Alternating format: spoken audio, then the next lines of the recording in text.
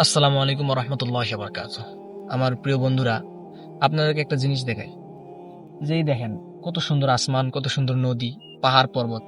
আল্লাহ তাআলা কত সুন্দর করে আমাদেরকে সৃষ্টি করেছেন। জমিন, আসমান কত সুন্দর করে সৃষ্টি করেছেন।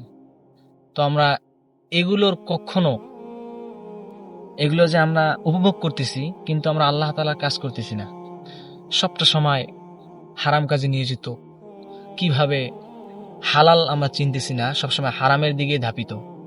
তো আমার ভাই, আপনাদের কাছে একটা কথা বলি, যে আল্লাহ তাআলা আমাদেরকে সুন্দর করে বানিয়েছেন, সুন্দর করে বাড়িঘর দিয়েছেন, সুন্দর জায়গা দিয়েছেন, থাকার জায়গা দিয়েছেন, খাওয়া দিচ্ছেন, কিন্তু সেই আল্লাহ তাআলার কৃতজ্ঞতা জ্ঞাপন না করে আমরা কি করি?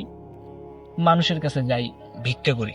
আল্লাহ তাআলা আমাদেরকে ভিক্ষা করার জন্য পৃথিবীতে পাঠাননি। আল্লাহ তাআলা আমাদেরকে পাঠিয়েছেন শুধু একটা কাজেই, আল্লাহ তাআলার জন্য কাজ করি আমরা। একটা আছে, হাদিস আছে যে তলাবুল ইলমি ফারিদাতুন আলা কুল্লি মুসলিম।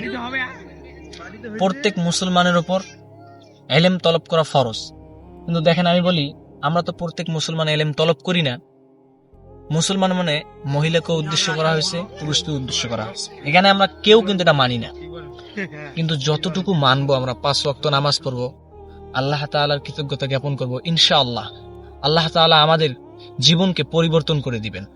কারণ আমরা পরিবর্তন হব আল্লাহ তাআলার জন্য, আল্লাহ তাআলা আমাদের জীবনকে পরিবর্তন করে দিবে ইনশাআল্লাহ।